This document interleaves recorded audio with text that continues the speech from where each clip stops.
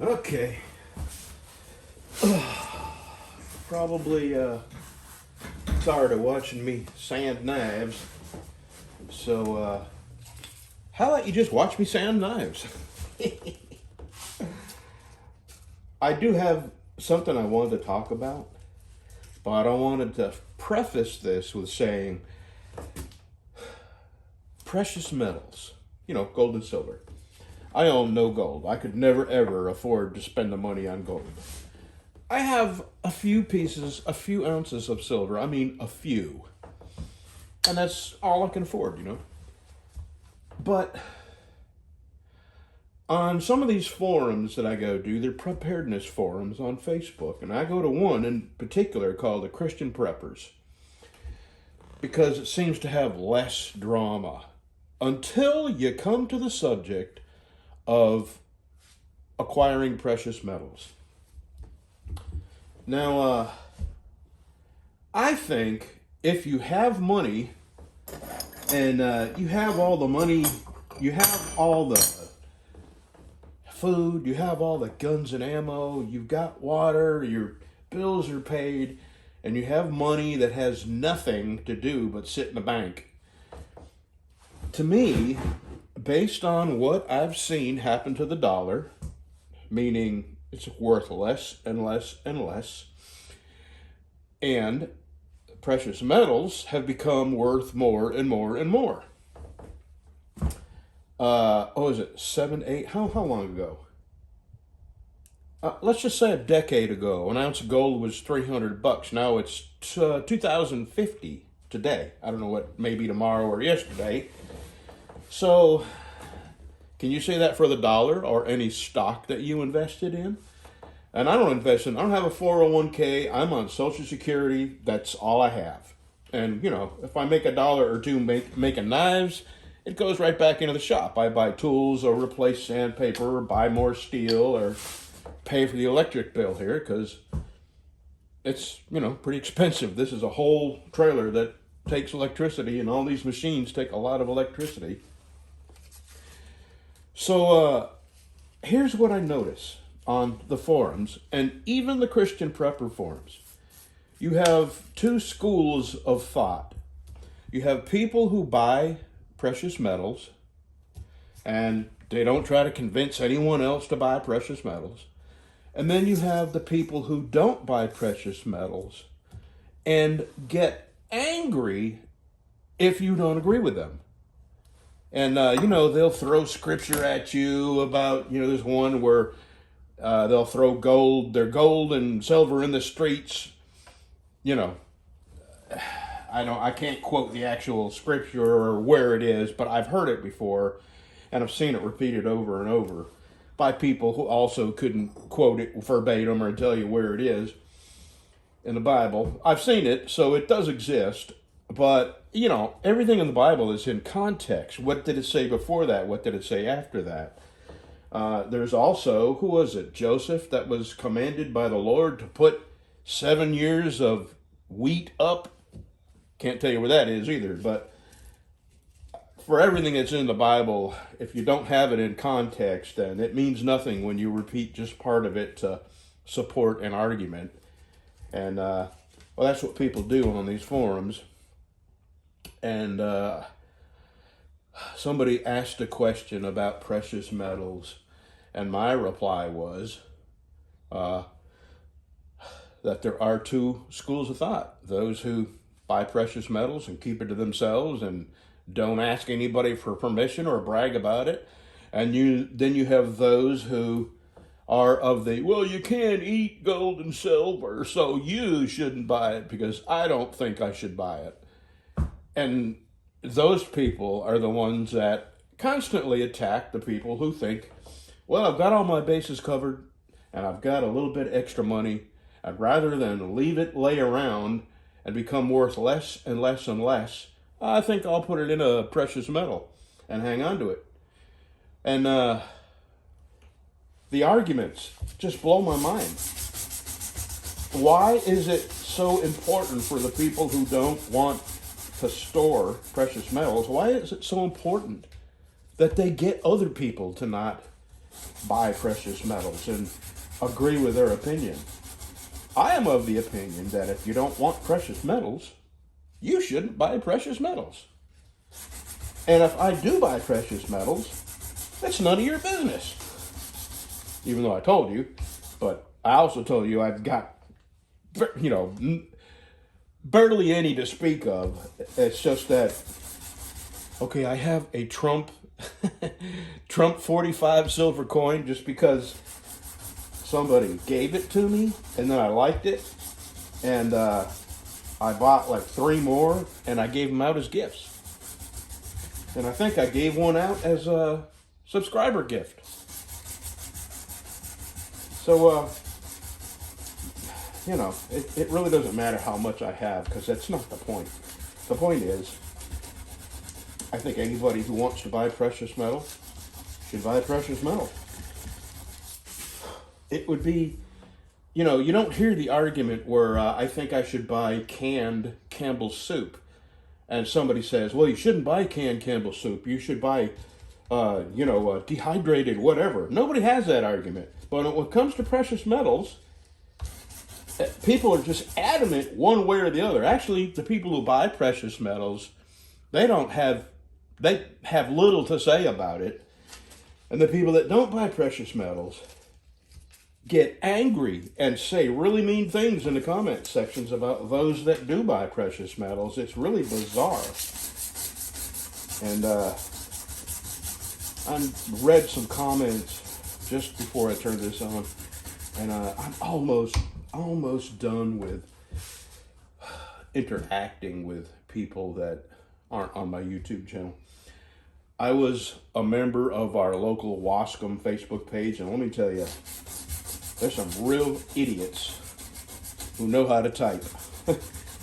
And I was a member of 2 of our local Wascom pages, forums. And the first one I unfollowed, so you don't get anything that they say. It doesn't come to you. You're not a part of that weird, bizarre drama.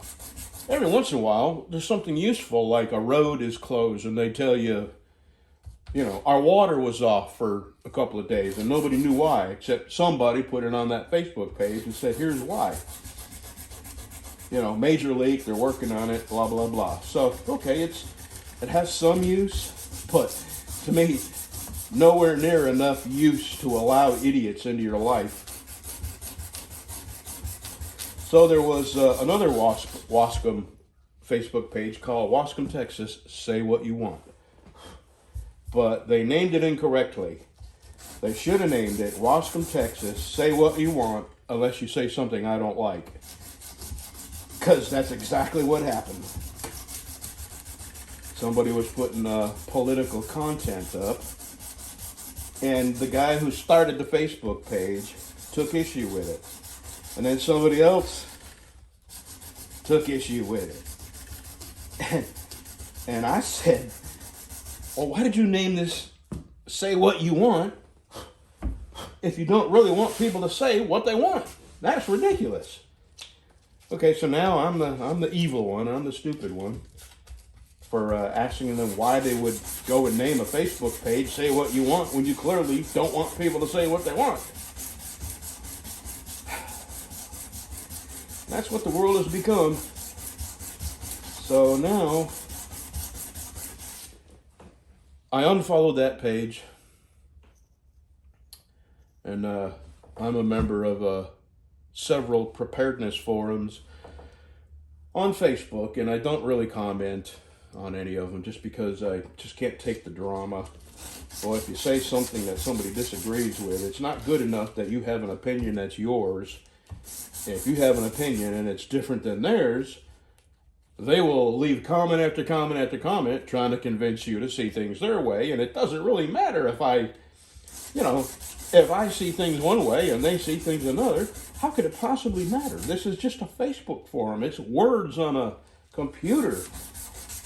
It means nothing. No difference in their life. No difference in my life. So, people are just bizarre. And, boy, the disagreements, even on the Christian Preppers Forum. It's no different than any other forum. They just use politer words to insult you. Funny. So, I won't be making any more comments. Every once in a while you find a jewel of information that is helpful, but mostly it's just anal retentive people trying to convince you to believe exactly like they believe.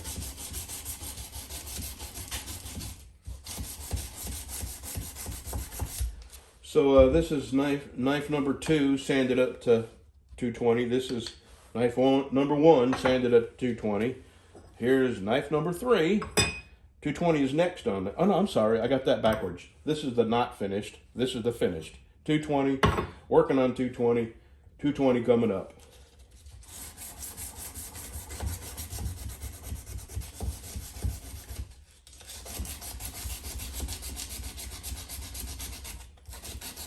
So I got an 11th appointment where they're gonna go do the spelunking.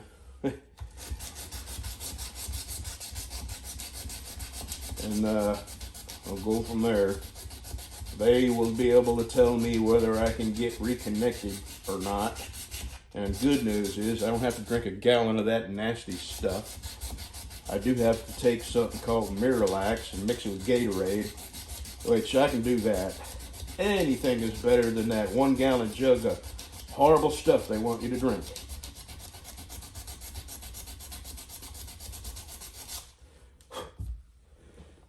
Lordy.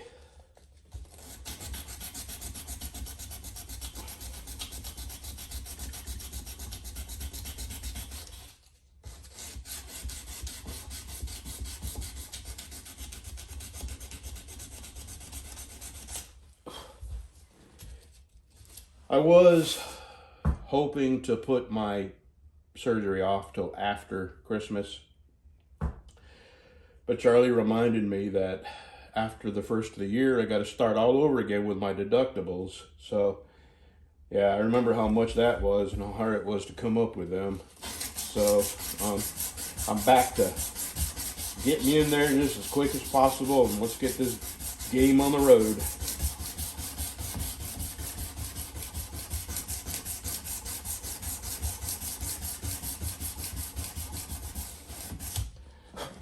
For some reason, this little area right here in the ricasso is the hardest part to, it takes the longest and most pressure to sand the previous grit scratches out. I don't know why.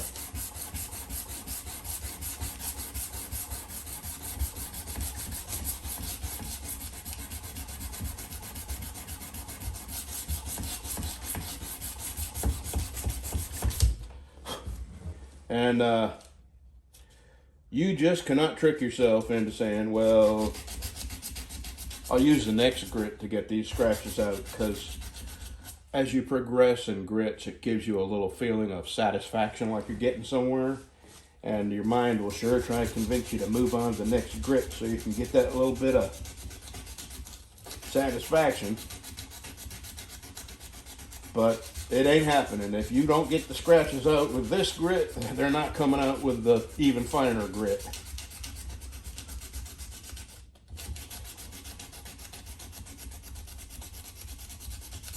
And 2 areas are the hardest. Right here at the plunge line, and right here, there's a little dot about the size of a dime in the ricasso area that really is hard to sand. A lot of pressure and a lot of repetitive strokes.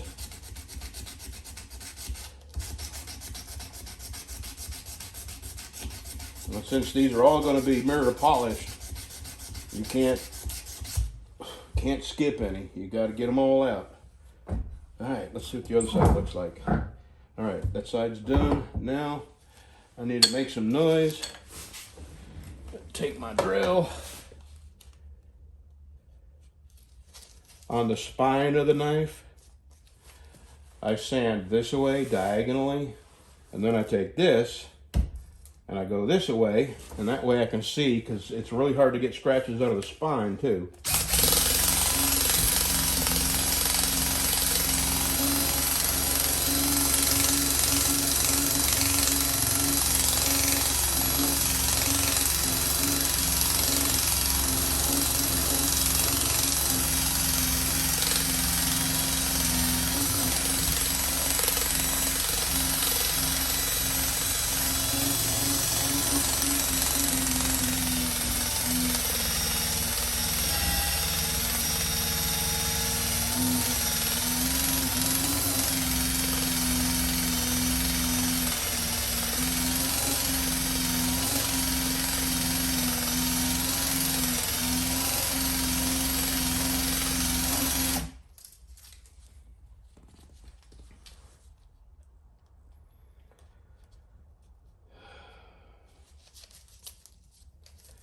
So Charlie and I, we're at that point where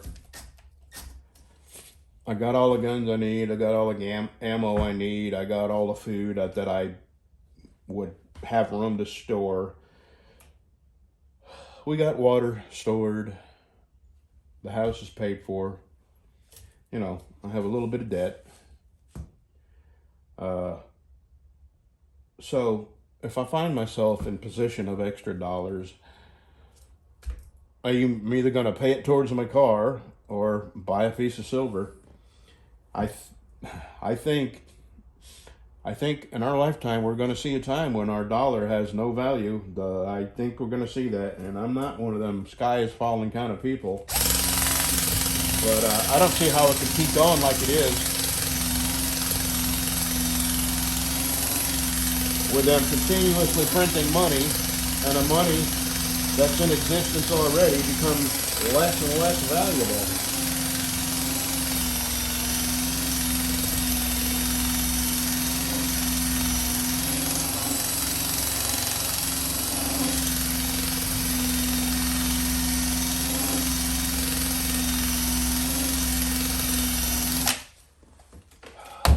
Alrighty, 2 down.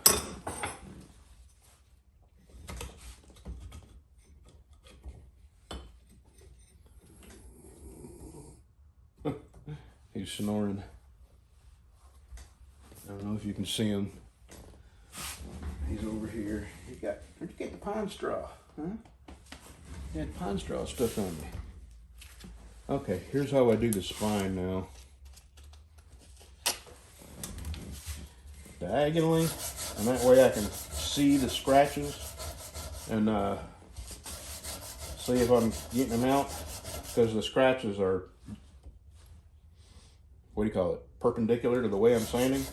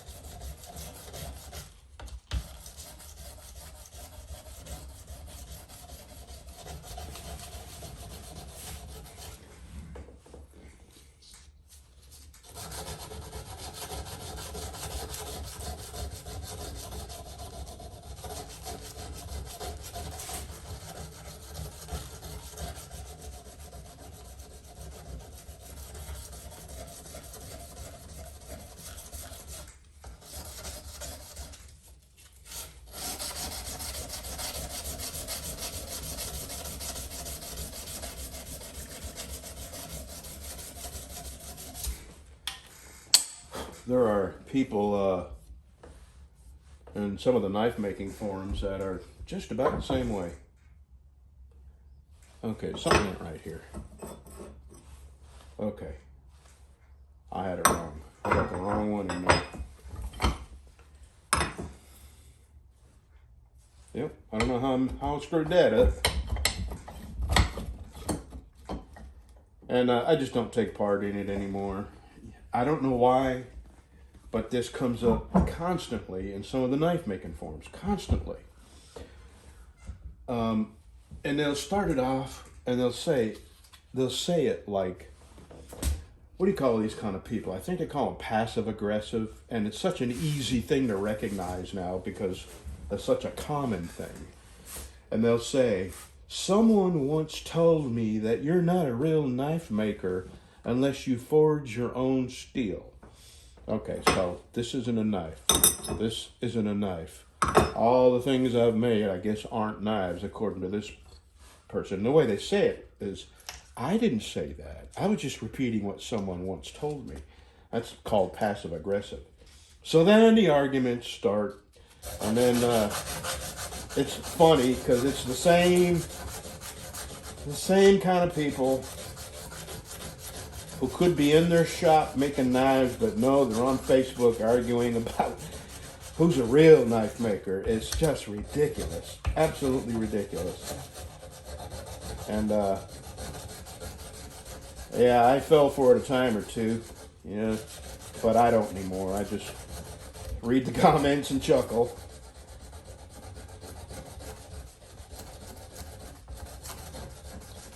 I guess people are just people. We're very predictable. And as soon as I see something, a statement or a post like that, I know what's going to happen in the comments. And sure enough, it's always the same type of argument. Those that do forge their knives and those that buy flat, known steel and turn it into good, usable knives are offended by those that beat on steel and call anybody who doesn't not a knife maker. Funny.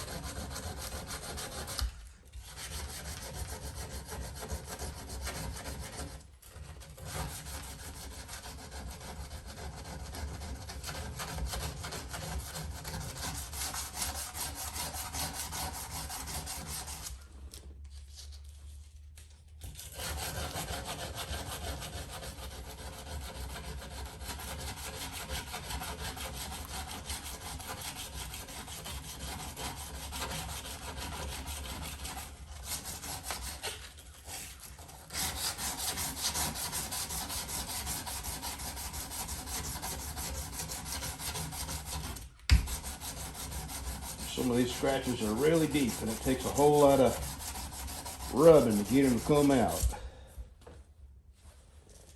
All right, I won't make you watch anymore.